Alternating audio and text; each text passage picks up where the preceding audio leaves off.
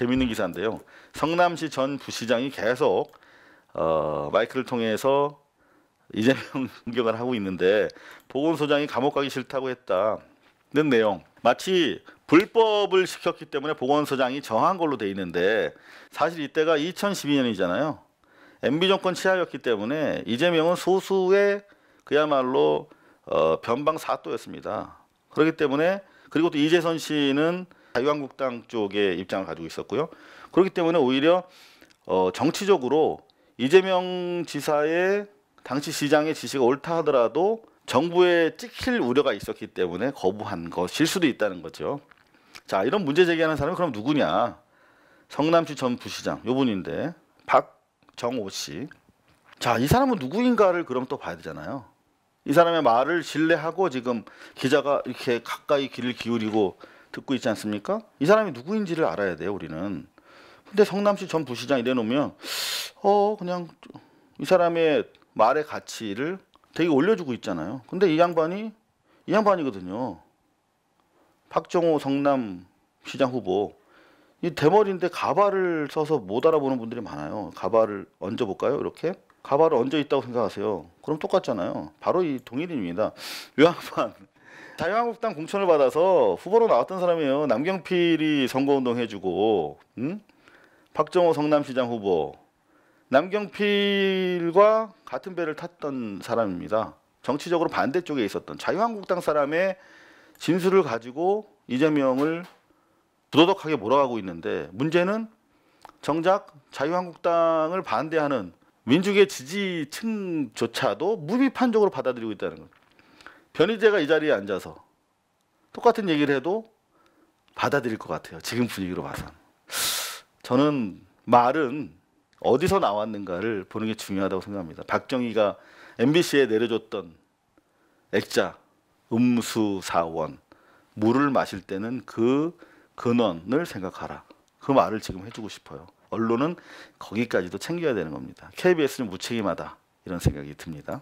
자, 그런 가운데 제일 신난 열일하는 언론 중앙일보 또 추가 단독 보도를 하고 나왔어요. 이재명 형 이재선 심한 욕설 협박 있었다라고 공무원 진술서를 모아서 비서실장이 제출했다. 그래서 비서실장을 공범으로 지금 엮으려고 한다는 보도가 나오고 있는데 계속 기름을 붓고 있습니다. 중앙일보에서. 근데 공무원 진술서를 거두어서 일괄 제출한 거 가지고 문제 삼는데 실제로 그런 정신적인 문제가 있는 분이라면 공무원들이 나서서 보건소를 통해서 또 정신과 전문의를 통해서 진단받도록 해야 될 거 아닙니까? 그렇잖아요? 그런데 실제로 정상인으로는 차마 입에 담을 수 없는 비인격적인 무차별한 욕설, 폭언, 언어폭력과 업무 방해한 사실이 있습니다. 공무원이라는 이유로 비정상적 민원으로부터 감성 노동 스트레스를 방지하기 위해 이재선 회계사에 대한 정신건강 상담을 통해 정신 이상자로 판명 시 강력한 재발 방지 대책을 마련해 주시길 바랍니다. 라는 취지의 민원 업무 담당 비서관의 진술서예요. 그러면 이 진술서를 작성하도록 하는 과정에서 불법성이 있는지 확인하는 거 좋다 이 말이야. 다만 요 내용의 사실 여부, 사실이 아닌 것을 사실로 쓰게 했다면 더 문제잖아요. 근데 그런 말이 없는 걸로 봐서 이게 사실인 것 같아요. 계속 이렇게 폭언하고 욕설하고 이랬으면 이 부분에 대해서는 왜 다루지 않는가 중앙일보는. 나아가서 중앙일보가 단독 보도한 기사잖아요. 임상심리사의 판단을 가지고 심리보고서에서는 정상이었다라고 2012년 당시에 보고 있는데 저희가 만난 전문의들께서는 심리보고서, 임상심리사가 본 이 심리보고서를 비교적 정상이라고 해석한 중앙일보의 해석이 문제가 있다라고 말씀하시거든요. 무슨 말이냐면 여기 보면 밑줄 친 거 말고 종종 부정확한 지각 및 판단, 비효율적 대처를 하게 될 것으로 여겨진다라고 얘기하고 있지 않습니까? 정신과 진단이 필요한 대목이에요. 그렇잖아요. 부정확한 진단 및 판단, 비효율적인 대처를 통해서 이런 담당 비서관 공무원들이 피해를 본 그런 사안이잖아요.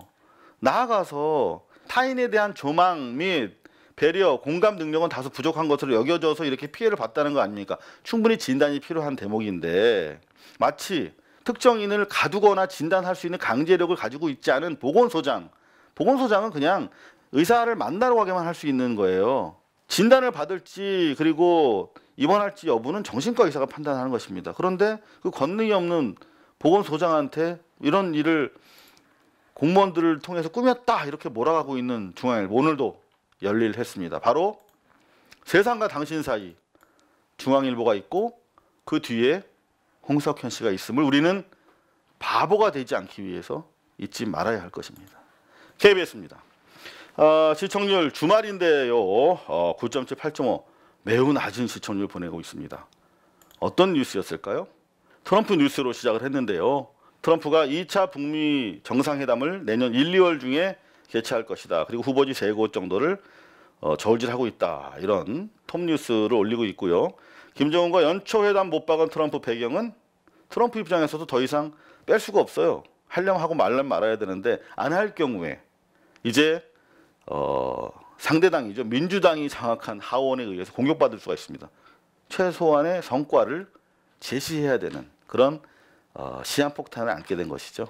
이럴 때일수록 남북한이 똘똘 뭉쳐서 우리 대한민국 내의 냉전 세력들, 분단을 희구하는 세력들을 여론과 지성으로 압도하면서 촛불로 압도하면서 우리가 손을 잡고 먼저 나아가야 됩니다. 이번 문재인 대통령의 성과, 다시 말하면 김정은의 서울 답방 약속이 지켜질 수 있도록 미국의 동의를 구해낸 것인데요. 그것은 촛불에 대한 자신감 그리고 남북 간의 신뢰 회복이 담보된 상태에서 우리가 미국을 이끌어냈다 이렇게 평가가 됩니다. 문재인 대통령에게 박수와 지지를 보낼 때라고 생각합니다.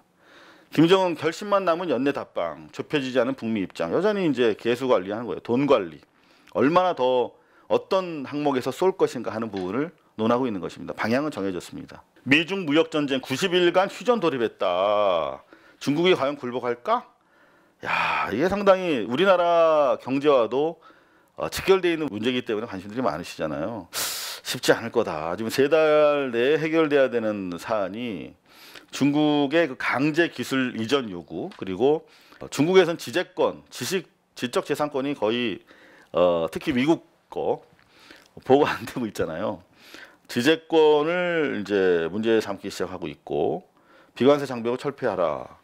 과거에 우리가 이제 IMF 이후에 세계 경제로 나아갈 때 똑같은 압력을 받았죠. 지재권 지금은 우리가 당연하게 생각하잖아요. 외국 팝송 듣고 돈 내고 뭐 미국 논문 인용하면서 돈 내고 그런 게 너무 당연해졌지만 지식 경제를 기반으로 하는 미국 주도의 세계 경제에 그야말로 본격적으로 편입되는 과정이자 절차이거든요. 중국이 그걸 얼마나 받아들일 것인가 하는 문제인데 중국 입장에서 정말 쉽지 않을 겁니다. 여하튼 남은 시한은 3개월 내에 이게 타결하기 어려운 대단히 방대한 협상 내용이라서요. 여하튼 계속 관심을 가지고 지켜봐야 될 것 같습니다. 일단 휴전을 이끌어냈다는 것은 의미가 있는 것 같아요. 대신 우리도 마찬가지로 당시 생각하시면 미국 농산물 수입하고 서비스 개방했잖아요. 그런 약속을 하고 받아낸 그런 조치인데 그런 내용은 중국 내에서는 잘 보도가 되지 않고 있는 것 같습니다. 거세지는 인적 쇄신 요구, 문 대통령 믿어달라. 사실 문재인 대통령만 바뀌었지 정부는 여전하다. 뭐 이런 비판들 많이 하는데 이번 사건을 보면서도 문재인 대통령이 상당히 외롭겠다 하는 생각이 많이 들었습니다. 국민들의 지지를 문재인 대통령에 대한 지지를 마치 자신들의 지지로 오독하면서 김용민 박사가 페북에 남긴 글인데요. 호가호위하고 있는 자들 때문이다. 이런 지적들이 힘을 얻고 있어요. 무슨 말이냐면 문재인 대통령에 대한 지지는 계속 추락하고 있다. 뭐 50%대가 무너졌다 이러지만 여전히 높거든요. 그런데 이런 문재인 대통령의 지지가 곧 자신의 지지인 줄 알고 호가호위하는 자들, 그런 자들의 문제점을 지적하고 있는데 상당히 귀 기울여야 할 대목이 아닌가.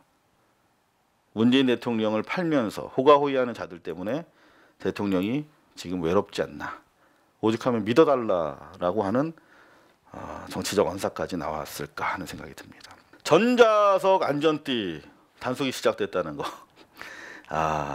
사실 뒷자리에서 안전벨트 매면은 좀 불편하긴 하죠. KBS가 단독으로 올린 기사인데요. 약천 오거리 사건, 검찰이 사실상 재심을 방해했다. 감찰 필요하다. 이런 기사인데요. 정말 억울한 게 저는 제일 가슴이 아파요. 기자 입장에서 억울한 사람들을 보면 정말 못 참겠어요. 그래서 그분들 이야기에 귀 기울이다가 기사 쓰고 또 소송당하고 한패로 몰리고 그런 시간을 오랫동안 가졌는데 정말 이분 이야기는 정말 너무 마음이 답답해지는 이야기예요. 약촌오거리 살인사건이 있었는데 당시 16살 소년이 범인으로 지목돼 강압수사에 의해서. 그런데 수감 중에 진범이 잡혀. 근데 검찰이 무혐의를 풀어줘. 그래서 출소했어. 형을 살고. 얼마나 고통스럽겠어요. 감금되고 동시에 억울한 마음에. 재심을 청구했는데 검찰이 재심을 취소해야 할 것을 요구하는 항고를 했다는 거죠. 그래서 계속 진실이 밝혀지는 것을 누가? 검찰이 막았다는. 그래서 감찰이 필요하다는 결론까지 나왔답니다. 뒤늦지만 진실이 드러나길 바랍니다. 제주 4.3의 한이 아직도 안 풀리고 있어요. 이게 왜 그런가 봤더니 제주 4.3 특별법이 국회에 묶여있기 때문이라고 합니다. 진실을 원치 않는 자들이 국회에 잔뜩 도사리고 있습니다. 자한당을 놓고 국회를 운영해야 되는 민주당은 2배로 더 각오하고 2배 더 투쟁적으로 나가야 되는데 너무나 점잖고 심지어 많은 사안에서 같은 목소리를 내고 있습니다. 대표적인 게 미투 법안 쏟아내는 국회. 본회의 통과가 7건밖에 안 된다는 거예요. 수백 건이 발의가 됐는데 본회의 통과한 게 7건밖에 안 됐는데요. 상임위 올라간 것도 별로 없고. 이런 국회를 언제까지 우리는 두고 볼 것인가. 정확하게 문재인 정부에 대해서 비판할 건 비판해야겠지만 동시에 국회, 그중에서도 자한당을 비판할 것은 자한당을 비판해 줘야 됩니다. 그래야만 자한당이 과거 촛불 때 끌려와서 일부라도 탄핵 의결에 가세했던 것처럼 갈라치기를 할 수가 있어요. 우리 민주당 내부를 갈라칠 게 아니라 자한당을 갈라쳐야 됩니다. 그게 지혜로운 촛불의 길입니다. 여러분. 시한이 끝난 예결위에서 밀실 깜깜이 심사, 이를테면 소소위라고 하는 언론도 속기록도 없는 그야말로 밀실에서 혈세가 재단됩니다. 쪽지 예산, 지역구 예산, 자신들 재선을 위해서 우리 혈세가 그렇게 난도질되고 있습니다. 개혁 역주행 중단하라. 문정부 들어 첫 번째 민중집회. 민중집회가 2, 3년 만에 처음으로 열렸는데 국회를 포위하려고 했어요. 그리고 정확하게 보면 문재인 정부에 대한 비판이기도 하지만 동시에 국회, 특히 개혁입법과 적폐청산을 추진하지 않고 있는 국회, 그중에서도 자한당에 주로 집중되고 있는데 그런 문제 제기가 잘 되지 않은 것 같아요. 그냥 기득권 매체, 기득권 보수 매체들은 그냥 문재인 정부와 민중집회가 갈등상을 보이고 있는 정도로 몰아가고 있는데 정확히 말하자면 국회, 나아가서 자유한국당 쪽에 방점이 있었다. 물론 대한민국 대통령 문재인 정부의 책임도 묻고 있지만 국회와 자한당 쪽에 집중되고 있다는 사실이 보도에서는 좀 희박하게, 그래서 기득권 매체들이 오히려 민중대회와 현 정부를 갈라치는 용도로 사용하는 그런 또 폐악도 있네요. 문제 파악하고도 숨기기 급급했다. 문제 키운 청와대. 단순히 수사 기밀을 누출한 게 아니라 인사민원까지 했다는 거예요. 정부 부처의 사무관 자리를 탐냈다 하는 추가적인 보도. 지금 난리가 났습니다. 그죠? 그런가 하면은 조금 전에 김영민 박사의 호가호의 페북 글을 인용해 드렸는데 남대없이 김영민 박사가 검색어 1위를 장식하고 있어요. 계속 이런 보도들이 나오고 있는데 정작 메인 뉴스에서는 잘 안 다뤄주고 있는 것 같습니다. 대통령 지지가 곧 자신의 지지인 줄 알고 호가호위하는 자들이 있는 청와대가 문제다. 이런 취지. 대통령에 대한 공격이라기보다는 대통령의 매명을 통해서 자기 이득을 취하려는 자, 자기 정치를 하려는 자에 대한 비판인데 또 김용민 박사에 대해서 어떻게 갈라치기가 들어올지 한번 모니터 추후해드리도록 하겠습니다. MBC 뉴스데스크인데요. 제2차 북미 정상회담 1일에서 2월 장소 세고 검토. KBS랑 톱이 똑같아요. 청와대 김정은 답방 약속 지킬 것. 하지만 내년도 괜찮다? 뭐 이런 얘기인데 왜 그러냐면 이게 17일이 김정일 국방위원장의 기일입니다. 제삿날. 그래서 북한의 입장에서는 국내 정치 일정이 많아요. 따라서 연내 방한하려면은 17일 이전, 그러니까 한 13일 정도여야 하는데 그러기에는 너무나 이게 일정이 촉박하잖아요. 저는 개인적으로 빨리 내려와야 한다라고 생각을 하는데 쉽지 않을 수도 있기 때문에 내년으로 넘어갈 수 있겠다. 하지만 1, 2월에 앞서서 1월 초 정도가 되겠죠. 만약에 한다면. 김정은 답방 북미 정상회담 어떻게 풀릴까. 일단 중요한 것은 남북 간의 속도론으로 보수 야당과 태극기 부대, 태극기 모욕 부대 쪽에 비판을 받았지만 이번 정상회담을 통해서 드러난 것은 우리 문재인 대통령이 주도하고 있는 우리 민족 간의 속도 내기가 선순환적으로 북미 회담을 이끌어내고 있다라는 것이 확인됐잖아요. 그래서 어떻게 풀릴까? 우리가 푸는 거다. 그렇게 말씀드릴 수 있겠습니다. 우리의 신념과 의지로 푸는 거다. 단독 산자부의 압력성 민원을 냈대요. 대검 청와대 파견 수사관 5명 조사하고 있다. 청와대는 철저히 조사할 것이니 지켜보자는 얘기고요. 이게 참 모든 게 그렇습니다만 초반 대응이 참 중요한데 안타깝습니다. 결국 예산안 들고 밀실로 향하고 있다. 시간 장소조차 모르는 곳으로 들어간다. 안타깝습니다. 저는 그렇게 생각해요. 과거에 박근혜 정권에서 그랬던 것처럼 11월 중으로 예산안 심사를 못하면 자동 부의를 하잖아요. 12월 2일에. 그리고 다른 한쪽으로는 청와대 정무수석이라든가 또 민주당을 통해서 계속 설득을 해줘. 물밑으로 자한당과 바른미래당과 민평당 계속 설득을 하는 것이 사실 정치인데 그 설득을 못하고 이렇게 자꾸 소소위 밀실로 들어가서 400조가 넘는 우리 혈세를 주물르게 만든다는 것은 정말 이거는 반헌법적인 일이 지금 국회에서 이루어지고 있다.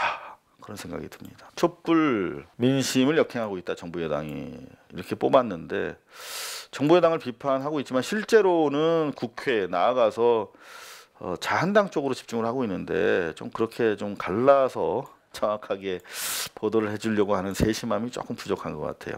SBS인데요. 4.9로 팍 치솟은 것처럼 보이지만 5.0을 못 넘고 있다는 것은 좀 심각하다 이렇게 여겨지고요. SBS 비평 들어가기 전에 김용민 박사의 지금 페북 워낙 뉴스의 중심이 되고 있어서 소개해드리지 않을 수 없는데 김용민 씨가 라디오를 10시부터 12시까지인가요? 정치 쇼라는 거를 SBS 라디오에서 진행을 했는데 정봉주 씨가 하던 거를 이어서 근데 하차를 했어요. 근데 하차 배경을 두고 여러 가지 관측이 나오고 있는데 그것이 알고 싶다가 이른바 그 이재명 지사 사건 많다. 이재명 지사의 마피아 연루설을 보도했다가 결국 그게 털렸잖아요. 불기소 의견으로 사건을 검찰에 넘겼으면 혐의 없다는 거거든요. 그럼에도 다시 한 사람을 죽이기 위해서 집념을 불태우고 있다. 그 알이 보니까 뭔 말인가 봤더니 공지영 작가가 리트윗을 한 것인데요. 마피아 추가 보도를 할 예정인가 봐요. 정치권 유착 비리에 대해서 알고 계신 분 제보 받고 그 다음에 이재선 씨 성남시 산하 각 보건소 정신건강의학과 쪽으로 제보를 구하는 거 보니까 이재선 씨 이번과 관련된 또 후속 보도를 하는 것 같은데 이제 그만했으면 좋겠다. 산적한 이슈가 얼마나 많느냐 그런 얘기를 한 것 같은데 아마도 이정열 변호사 때문이 아닌가 이런 취지로 SBS 등 기득권 매체들이 지금 대한민국의 적폐가 마치 이재명 지사 하나밖에 없는 것인 양 막 몰아치고 있잖아요. 그런 언론의 행태에 대해서 문제를 제기하고 하차한 것이 아닌가 그렇게 생각이 됩니다. SBS 보도 마찬가지로 트럼프와 문재인 대통령 정상회담 이후 보도들을 쭉 열거하고 있는데요. 특별히 다른 거 없습니다. 하나 둘 셋 꼭지로 처리했고 미중 무역전쟁 조건부 휴전 하나 둘 해서 정상회담과 중미 무역전쟁 관련 보도로 톱블록을 만들었습니다. 그리고 특별감찰반 소식 속보로 전하고 있는데 요게 조금 헷갈리셨을 것 같아요. 음주운전 삼진 아웃제라고 있잖아요. 3년 이내 적발되면은 구속한다. 이게 무슨 말인가 보니까 3아웃 삼진 아웃제는 여전한데 세 번째는 아예 음주운전을 했다는 사실이 적발되면 소송을 통해서 음주운전 사실이 확정되지 않더라도 그냥 세 번째는 적발된 것 자체로 구속이다. 이런 대법원 확정 판결이 나왔다는 얘기입니다. 자, 지금 제가 민중대회와 관련된 모든 방송을 다 모니터해드리고 있는데 개혁 역주행 멈춰라. 보도는 다 했어요. 의미 있는 집회니까 보도하는 것은 좋은데 당연히 해야 되고 자세하게 해줬으면 어떨까. 노동 경제 정책이 개혁과 멀어지고 있다. 개혁 역주행을 중단해달라. 라고 하면서 이왕이면은 자한당 쪽에 최소한의 입법도 지금 불가능하게 만든 주적으로 사실은 자한당에 대한 문제제기가 좀 충분했어야 되는데 그게 조금 부족하지 않았나 그런 생각입니다. 분식회계 삼성바이오 상장 폐지 여부 다음 달 아닙니다. 이제 이번 달 결정이 되는데요. 삼성바이오는 물론이고 삼성 측의 여론 대치가 대단히 활발하게 먹히고 있어요. 이것은 기본적으로 다른 상장 폐지 케이스와 달리 아예 분식으로 들어온 경우이기 때문에 상장 폐지가 맞다라고 하는 지적들이 많은데 좀 지켜봐야 될 그런 사안인 것 같습니다. 이런 부분에 대한 언론의 문제제기는 거의 없잖아요. 그죠? 마지막으로 JTBC 뉴스룸 주말에 무척 떨어졌어요. 매우 이례적입니다. 2%대로 상당히 유의미한 하락세인데 왜 그런지는 지켜봐야겠습니다. 큐시트 마찬가지로 보통 JTBC가 타사랑 좀 큐시트를 달리지 않은데 이번에는 피할 수가 없잖아요. 트럼프 뉴스로 하나, 둘, 셋, 넷, 다섯, 여섯, 일곱 꼭지. 미중 무역 전쟁까지 7꼭지로 무겁게 두텁게 다뤘고요. 그런가 하면 특감반 비리 논란에 민주당이 대국민 사과했고 문 대통령이 믿어달라고 했다는 말까지 톱블록으로 끼워서 다뤘습니다. 특별한 내용은 차별적인 건 없고 요건 좀 눈에 띄더라고요. 일본 내에 한국 기업 자산을 압류하는 걸 검토하고 있대요. 일본이. 우리가 지금 대법원 판결 이후에 미쓰비시 등의 한국 내 자산을 지금 압류하려고 하는 계획이잖아요. 거기에 맞불을 놓는 건데 한일 간에도 사실 이제 다른 건 몰라도 정치적으로는 뭐 이미 시작됐고 경제적으로 긴장 국면이 조성되지 않을까 생각을 하는데 이럴 때는 북한 카드를 우리가 활용하면 된다 말씀드렸죠. 북한에다가는 아직 식민 지배의 여러 가지 죄상에 대한 배보상을 하지 않았거든요. 그렇기 때문에 이럴 때는 어떻게 하면 된다? 지난번에 경기도에 왔었잖아요. 그래서 회의가 있었잖아요. 일본 배상에 대한 문제. 전쟁 시기에 그런 것들을 북한과 협조적으로 계속 우리가 회의하면 할수록 압력으로 다가가기 때문에 계속 지난번에 이재명 지사가 주최를 했는데 이재명 지사는 투명인간이 돼버렸던 그 회의 계속 좀 이어가는 그런 방식도 좋을 것 같습니다. 말씀드리는 가운데 김앤장 압수수색했다는 보도가 계속 터져나오고 있는데요. 아이고 이 사람들 보소. 양승태 대법원과 수시로 접촉했대요. 접촉한 내용이 가관입니다. 가관. 자, 결국 그래서 헌정사상 첫 번째로 대법관 구속영장 이어서 나온 뉴스인데요. 박병대 고영한 전 대법관에 대해서 영장이 청구가 됐다고 합니다. 헌정사상 처음이고요. 여기 보면은 영장에 담은 것만 봐도 사법부 블랙리스트 혐의, 강제징용 소송 관련해서 대법원과 피고 전범, 미쓰비시 등과 비밀 접촉했대. 대법원이. 에? 일제시대 때 법원도 아니고 대한민국 법원이 피고 전범 기업 측과 비밀 접촉했다는 거예요. 이런 충격적인 내용까지 영장에 담겨 있습니다. 계속 좀 지켜봐야 되겠습니다. 이상우의 뉴스 비평이었습니다. 감사합니다. 고발뉴스는 여러분의 자발적 후원에 힘입어 운영되는 대한매체입니다. 자본과 외압에 흔들리지 않는 언론으로 키워주십시오.